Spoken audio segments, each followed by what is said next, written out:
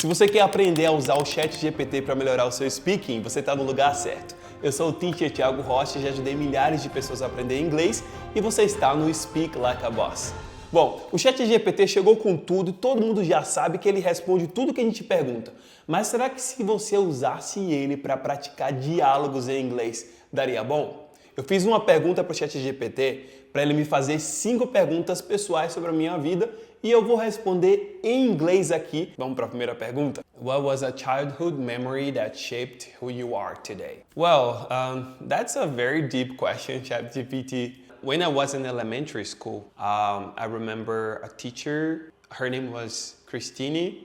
Yeah, she used to be my Portuguese teacher. And then there was this day that she asked us to write a fictional story and present to the whole class. I forgot to do that. So that was the day to present to the class, and then every student had to go up front and read their story, their work for the class.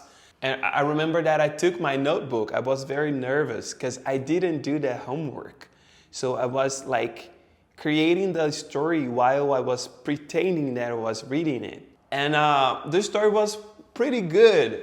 When I finished reading the story, the teacher, she said like, "Oh my gosh, Thiago, you're so creative. Can I get your notebook? I'm gonna make a copy and I'm gonna ask the principal of the school to print it out, and we're gonna put that on a wall for the whole school to see it." And I was like, oh my gosh, she's gonna find out that I'm lying. And then I told her that I just made up the story, that I didn't do the homework. And I was expecting her to, kind of humiliate me in front of the whole class. But she did the opposite. Instead of saying that, she said, "You're so creative. Oh my gosh, what creative brain. You should be a writer or something. Wow, I'm impressed by your talent." I mean, that was a very interesting outcome. I felt really happy at the time. I remember that I felt proud of myself, and I was happy to know that somebody recognized that, that was an ability, that was a talent, and that even maybe could be something that I could do in my future. So I will never forget that, because that moment, that teacher, she planted the seed inside of my heart, like, be creative, create, tell stories. And I really love telling stories. And I think that in the future, I went to film school where I studied filmmaking and acting for film. So I already wrote a couple movies, and some of them were screened in the movie theaters. So I think that situation in the past kind of helped me to believe that I was somebody with the talent to create stuff. So that's a very special memory. Let's see the next question. Have you ever felt like giving up on something that you love? What kept you going? Yeah, I think English, speaking English. I came from a very poor background. So my dad was a bricklayer, my mom a maid. I used to live in the countryside, so in a rural area. Dreams are not allowed in places like that. So, and my dream was speaking English fluently. I told myself that one day I would be fluent in English, so I started studying English, like asking people for any sort of English materials or books or anything. So I remember that it was pretty hard to get those materials. And there was a moment that I felt like English is so hard, I'm not gonna learn it. It's so hard. Every time I watch a movie, I understand nothing. I cannot communicate. I've been studying for so long. I know lots of words and vocabularies, but I cannot pronounce. I don't have money to pay for English school. So I felt like giving up, on learning English, because I didn't have the resources or the things that a method or a school or a teacher to help me out with that. So it was really frustrating. I remember that one day There was this English school in my city. I saw that they were like opening a new group or something like that. And I signed myself just to watch like a trial class, you know, you don't have to pay for it. But of course, I would love to watch at least one class for free. So I remember that I went to the school that day, and the class was an intermediate level. And the teacher, she played like a documentary or something. I don't quite remember very well, but it was a documentary.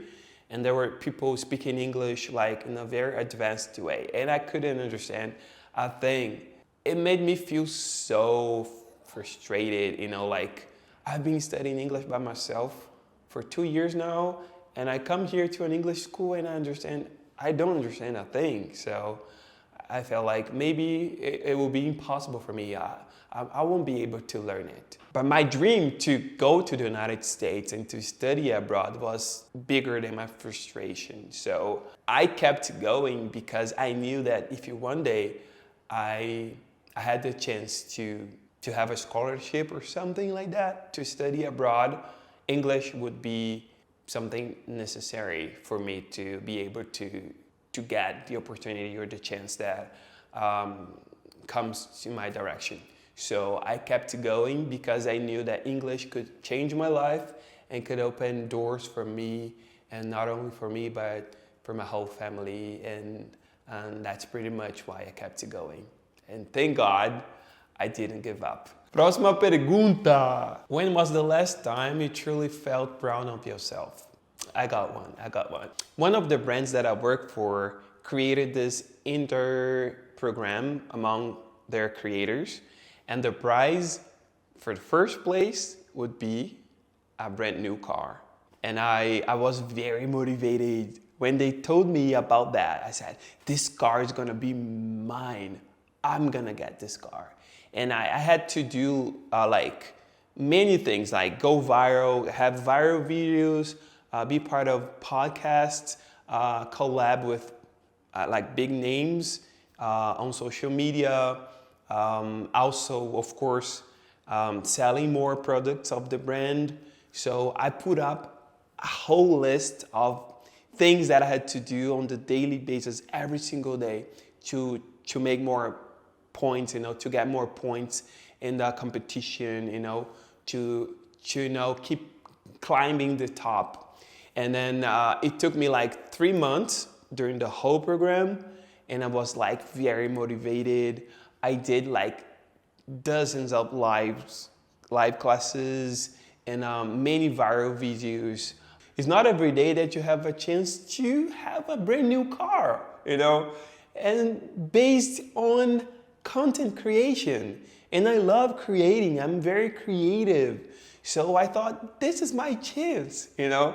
I remember that during many days I was like waking up in the middle of the night trying to think of new ideas of scripts and videos that could go viral and could help me to get more points in this competition. But in the end of the day, I knew that nobody would do what I had to do. So I took it very seriously, like if my life depended on that. And I told my wife, I'm gonna bring this car home. I promised to her that. I gave my best. And I kept going, changing my strategy, analyzing what the other creators were doing so I could like match. So in the end of the competition, I won my brand new car, and I'm so proud of myself for not giving up, for being strategic, for being consistent, accomplishing something that it's, you know, amazing. So every time I drive that car, I remember how hard it was to get it, but also I feel so happy for not giving up and for giving 100%. If you could talk to your younger self, what would you say? Wow, that's deep. I would say you're more than enough. You know, growing up in a poor reality made me feel like not worthy when good things used to happen to me in the past. I would feel like that's just lucky. There's nothing about me or the quality of the work that I do. I'm just being lucky. And I would tell younger Thiago, hey Thiago, you're great, you're more than enough.